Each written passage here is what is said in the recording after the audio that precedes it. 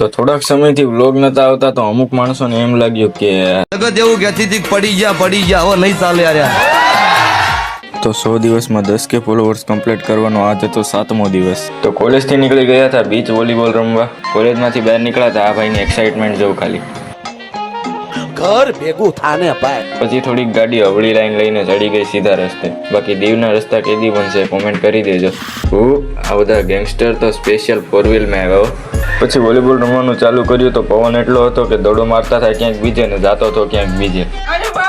પછી કંટાળીને વહી ગયા થોડુંક આ જગ્યા એક્સપ્લોર કરવા. સામે ઓલો પહાડ દેખાશ ત્યાં ચડવાનું છે.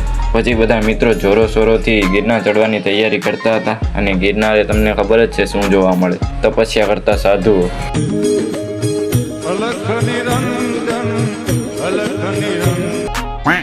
પછી અહીંયા ઉપર પૂગીને જોયું તો ભાઈ સાહેબ અહીંયા મોજા એમ ઉલળે જેમ આપણી જિંદગી BSc કરીને પછી ઉલળશે.